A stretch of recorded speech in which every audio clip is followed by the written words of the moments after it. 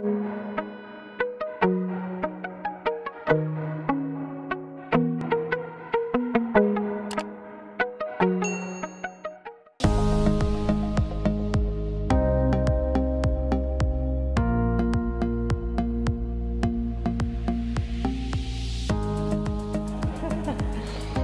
bismillahirrahmanirrahim. Assalamualaikum warahmatullahi wabarakatuh. Kembali lagi di channel Konsul sama Samsul. Nah, hari ini kita akan membahas tentang positive intelligence yang dikutip dari bukunya Sir Richard Charmin. Nah, jadi menurut beliau, dalam bukunya bahwa pikiran kita itu ada yang menyabotase, ya, yang membuat pola pikir kita, tingkah laku kita, dan apa yang kita lakukan, dan dalam bagaimana kita mengambil sebuah keputusan, ya. Nah, apa saja sih penyabot-penyabot yang ada dalam pikiran kita? Nah, silahkan simak penjelasan berikut ini dari yang disampaikan oleh teman saya, Ibu Nera Insanul Fadilah. Semoga bermanfaat.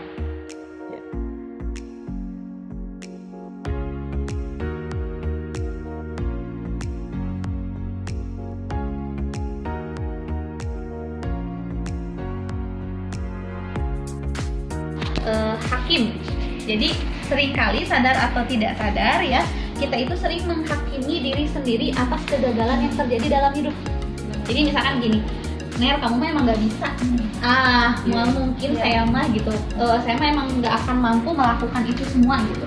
Nggak akan mungkin. Nah, si hakim ini muncul mempengaruhi pikiran kita sehingga menutup jalan kita untuk berbuat sesuatu yang lebih kreatif.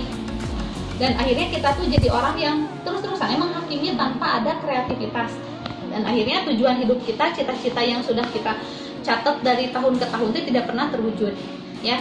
Yang kedua adalah penyabot otak kita atau pikiran kita itu adalah stickler.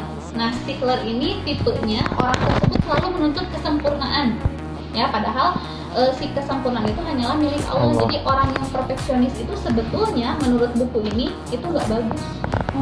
Kenapa? Karena orang yang perfeksionis itu dia hanya akan menuntut hasil akhir yang bagus. Jadi kalau ada hal yang tidak sempurna, dia yang akan meyakinkan dirinya sendiri untuk menyelesaikan masalah itu sehingga dia tersiksa gitu dengan perfeksionisnya dia sendiri gitu. Jadi kaku, tidak luwes, kemudian segala dipikirkan, dan bahkan katanya menurut penelitian orang yang tipe stickler ini seringkali izin masuk kerja. Karena sering sakit, yang dipengaruhi sakit itu oleh pikirannya. Kayaknya saya punya teman saya tuh. Saya nggak nyebut nama. Oh iya, saya enggak. Nah, tapi ada juga tipe yang ketiga, tipe penyenang. Nah, penyenang. Penyenang juga itu adalah penyabotase pikiran kita yang sangat tidak baik. Waduh, ya? Tidak baik. Kenapa? Oh bener saya. Tipe orang penyenang ini seringkali dia mau menyenangkan lingkungan, jadi yang penting mah lingkungan bahagia, tapi diri sendiri tersiksa. Sehingga dia relatif korban banyak hal. Korban perasaan kah? Atau dia bisa jadi dia tidak bisa mencapai cita-citanya karena dia terlalu banyak menyenangkan orang lain ketimbang menyenangkan dirinya sendiri. Ya. Ngerasain itu yang ketiga. Yang keempat ada yang hyperachiever. Nah, hyperachiever ini lebih ke dia validasi dirinya tinggi gitu, harga dirinya tuh tinggi pisan, dan dia pun tipe orang yang kalau bekerja tuh sangat gila kerja atau workaholic. Nah, tipe orang yang workaholic ini dia selalu segala sesuatunya tuh harus strict, harus sesuai dengan aturan. Kemudian dia tidak percaya pada partner kerja yang lain, sehingga segala halnya biasanya dia akan melakukan sendiri, nggak percaya sama orang lain gitu kan.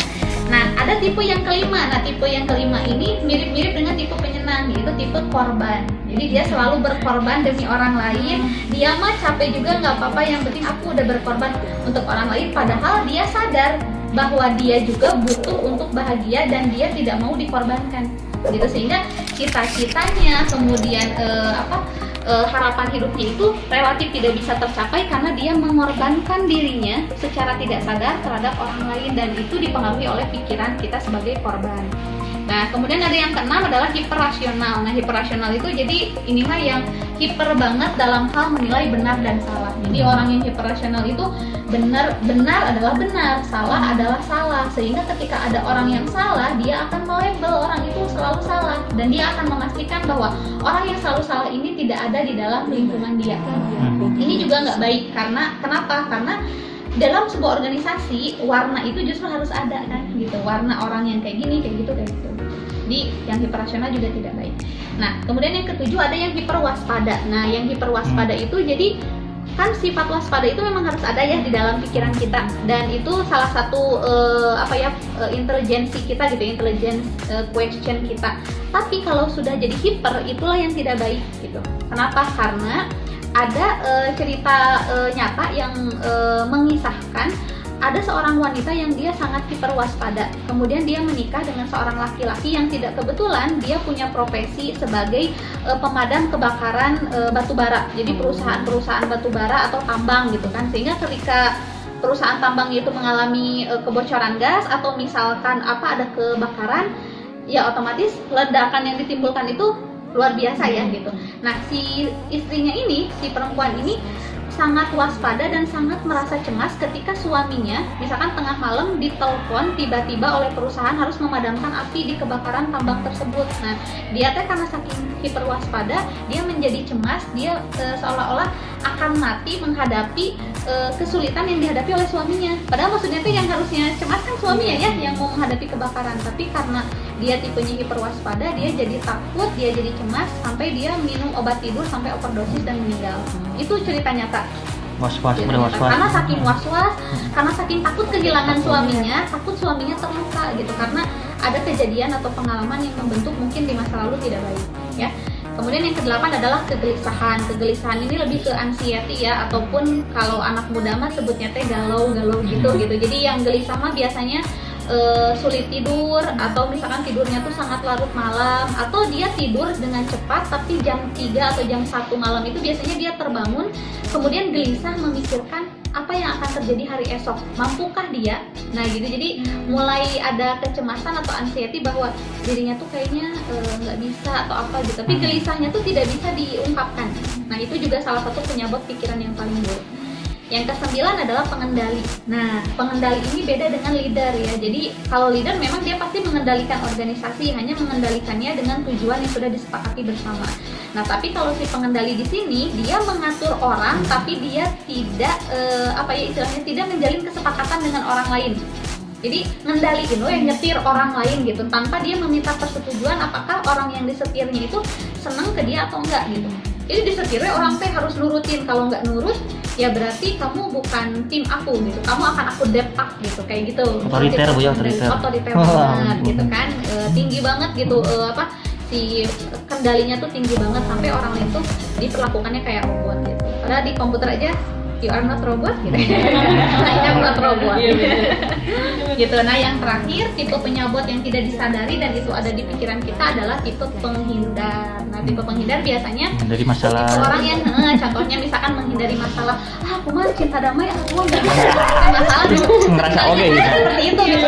Kalau secara kasar berarti orang itu pengecut gitu. Jadi belum juga menghadapi sesuatu tapi dia sudah menghindarinya. Padahal dia belum mencoba, dia belum ngerasain gimana gagal, gimana sih pahitnya ada masalah tuh enggak gitu, karena dia seringkali menghindari zona-zona yang kurang nyaman. Jadi sehingga dia hidupnya selalu di zona aman, dan ketika suatu hari misalkan ada sesuatu yang menimpa dirinya, dia tidak akan siap dengan kondisi tidak menyenangkan tersebut gitu. Ya, jadi itu dia yang baru saya rangkum, karena saya juga baru baca sekitar 50 halaman ya gitu. Tapi si tipe-tipe penyabot ini saya rasakan gitu ya, sebagian besar itu ada di dalam diri saya gitu, ada di dalam pikiran saya. Dan menurut saya yang paling saya refleksi gitu ya dari baca buku ini, mengapa setiap tahun gitu ketika saya membuat resolusi gitu ya, resolusi tahun baru disebutnya kan, resolusi tahun 2021 ingin ini, saya selalu catat ya, di buku ini ada catatannya. Misalkan resolusi jiwa saya harus gini, fisik saya harus gini, wishlist saya gini, tapi sebagian besar itu tidak tercapai. Ternyata tidak tercapainya itu dibuat oleh diri kita sendiri, oleh racun yang ada di dalam pikiran kita sendiri gitu. Kayak misalkan saya pengen umroh di tahun 2022 gitu. Nah, itu menjadi tidak nyata karena pengaruh di pikiran kita yang berkata dan menghakimi nggak mampu, uangnya dari mana gitu. Nah, itu kan nggak sadar ya gitu. Nah, dia sudah mensabotase. Jadi si hakim itu ketika sudah mensabotase harusnya kita ungkapkan, kita verbalkan. Si hakim lagi ngomong, jadi harus kayak berdialog dengan diri sendiri katanya. ih si hakim lagi ngomong kalau kamu nggak bisa nih naik haji di 2022. Nah itu tuh harus diungkapkan. Kenapa? Karena ketika diungkapkan ada penyangkalan yang munculnya dari kalbu atau dari hati, enggak kok aku bisa. Nah ketika si hati udah mendorong pikiran untuk bisa, maka si negative intelligence itu berubah menjadi positive intelligence. Kemudian si tubuh kita akan bereaksi menjadi tindakan yang lebih bijaksana dan tindakannya jadi nyata gitu. Oh, berarti kalau kamu dihakimi tidak bisa, kamu harus nunjukin dong ke pikiran kamu, ke si hakim ini bahwa kamu tuh bisa. Dengan cara apa? Ya berarti nabung kan, tindakan bijaksananya nabung. Terus misalkan saya juga ngerefleksi kenapa orang-orang yang diet itu tidak pernah berhenti diet, bahkan dia diet gendut, diet lagi gendut lagi, diet lagi gendut lagi gitu, tidak sampai mencapai pada goals pendiet itu teh sampai goals diam aja di situ gitu. Tapi kebanyakan kan diet gendut lagi, diet gendut lagi. Kenapa? Karena itu juga sama, jadi dipengaruhi oleh mindset atau pikiran yang bahwa udah aku mah cepet gendut. Nah itu teh hati-hati, itu teh sudah menghakimi gitu. Saya teh sering kayak gitu, makanya dua hal itu yang saya soroti dalam diri saya itu. Ini saya teh gendut wae. Ini ada pikiran saya juga sudah meriset ke dalam tubuh saya itu bahwa saya itu orang yang cepat gendut. Nah sekarang mau dibalikin, saya itu cepat sehat gitu. Saya itu orangnya bisa beradaptasi dengan makanan-makanan sehat kayak gitu. Saya tuh bisa turun kiloan 4 kg sebulan dari sekarang kayak gitu. Jadi mindsetnya diubah sehingga yang saya rasakan ketika saya mulai olahraga sekarang tidak tendensius gitu, tidak jadi yang sesuatu yang menyiksa. Kan menyiksa ya kalau terpaksa teh terus kan menyiksa ya gitu. Tapi kalau sekarang mah diubah menjadi oh ini satu kebiasaan baru yang saya harus miliki dan manfaatnya akan saya rasakan. Nah itu baru 5 hari saya jalani dan rasanya beda gitu. Jadi si olahraga teh menjadi sesuatu yang seperti halnya makan. Kalau nggak olahraga teh saya justru lemes, justru saya kan lagi kayak Senin kemarin saya riwuh gitu pulang Isya kan Pak ya, karena harus syuting video MBK. Itu teh si tubuh saya kan lagi untuk olahraga, sehingga besoknya saya mengkompensasikannya dengan olahraga 2 kali lipat dan itu jadinya enak gitu. Jadi mengubah mindset itu memang hal yang sulit, tapi bisa kita lakukan dengan cara apa? Ya penyabot yang 10 tadi itu harus kita verbalkan dan kita yakinkan pada diri kita sendiri bahwa kita bisa. Ketika udah yakin, insya Allah kita akan menjadi orang yang bijaksana dan bertindak. Jadi ketika udah ada kebijaksanaan kita akan bertindak. Itu saja teman-teman sharingnya. Mantap. Di video Ya, kadang kita juga berarti kadang kita harus mengungkapkan diri kepada diri sendiri ya, ngomongin diri sendiri bahwa kita bisa gitu ya. Motivasi internal, mantap. Kalau saya mah sekarang sukanya di WC gitu sambil kan saya kan punya kebiasaan dulu saya punya kebiasaan buruk juga nih yang alhamdulillah si pikirannya teh udah saya kalahkan gitu. Saya teh susah BAB. Jadi kalau BAB teh hanya 3 hari sekali. Bayangkan kenapa gendut sebenarnya karena si racun atau lemak itu juga numpuk di dalam tubuh saya. Nah, saya rubah sekarang pemikirannya bahwa setiap subuh, setiap saya bangun tidur saya harus BAB. Dan alhamdulillah sekarang udah jalan berarti berapa ini teh lancar gitu, setiap subuh teh pasti BAB. Nah, sambil nunggu saya sambil melamunkan gitu. Kenapa sejauh ini resolusi saya teh hanya sekadar status gitu, hanya sekadar tulisan doang dan tidak berwujud karena tidak ada tindakan. Tindakan itulah yang mendorong kita jadi orang yang bijaksana, terus punya pemikiran yang positif, dan insya Allah kita akan mencapai potensi yang kita harapkan selama ini. Dan itu teh tidak terbatas waktu ya, jadi positive intelligence itu bisa dilatihnya long life learner, jadi pembelajaran sampai seumur hidup gitu, bisa dibentuk gitu ya. Meskipun otak kita itu, kalau yang otak yang sudah usianya 20 tahun ke sana gitu ya, ke atas itu kan kata anatomi otak juga bilang otaknya tuh udah berwarna ungu, udah satu warna. Beda dengan anak yang di bawah 20 tahun, otaknya itu masih warna-warni dan masih mudah untuk diberikan pengaruh kebiasaan-kebiasaan yang baik. Kalau kita makan susah, makanya susahnya mau diet tehnya susah. Karena misalkan kalau saya di 30 tahun, karena selama 30 tahun sudah dibentuk dengan pola cara makannya kayak gitu, otomatis ketika mau berubah ke pola yang baru itu butuh waktu selama 30 tahun itu juga. Nah, tapi kata orang anatomi otak nggak apa-apa, manusia itu kan berkembang dan belajar. Jadi ada satu penelitian bahwa orang yang sudah 20 tahun ke atas bisa mengubah kebiasaan dengan cara dia melakukan satu kebiasaan barunya selama 27 hari berturut-turut tanpa terjeda. Dan kalau terjeda dia harus mulai lagi dari nol. Gitu, 27 hari. Saya waktu itu challenge 27 hari tanpa gorengan. dilakukan dalam waktu 27 hari. Dan hari ke-28 saya makan gorengan, dan gorengan itu jadi sesuatu yang biasa aja.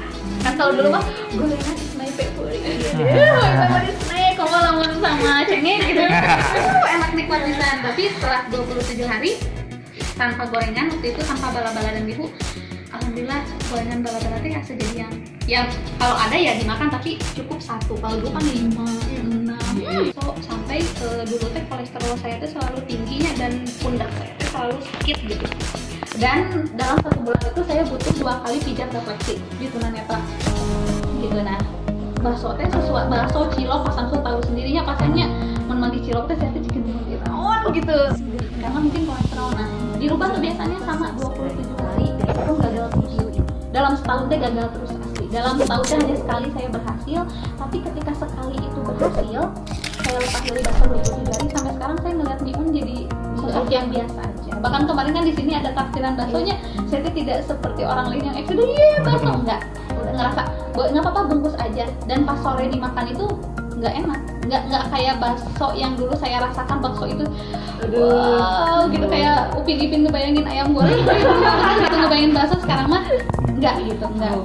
Dan itu teh melalui proses yang sangat panjang, proses yang sangat berat, tapi yakin deh ketika kita udah istilahnya udah bisa mengubah pola atau kebiasaan itu, dirasakannya mah kebahagiaan itu ada di sendiri gitu. Kayak saya teh kurusnya bukan untuk prestis, untuk dilihat oleh orang gitu, tapi memang kesehatan. Udah ngerasa ya 30 tahun masa kamu nggak sehat, gimana sama lutut kamu nanti kalau nggak dibiasakan jalan dari sekarang misalkan. Nggak mau saya mah misalkan usia 50 tahun rempo gitu kan, nggak mau gitu. Atau misalkan kena penyakit yang naudzubillah gitu ya, yang komplikasi dan lain-lain. Makanya olahraga yang dulu saya tidak senangi sama sekali, sekarang mah jadi saya senangi. Makanan sehat atau sayur juga yang dulu saya hindari. Terus habisan sayur tuh dihindari pisan. Sekarang justru saya nanti alhamdulillah. Itu saja teman-teman. Mantap. Nanti kita lanjut ya. Yuk. Minggu depan mudah-mudahan Kak Samsul dan Budakar Iya. bisa share. Iya.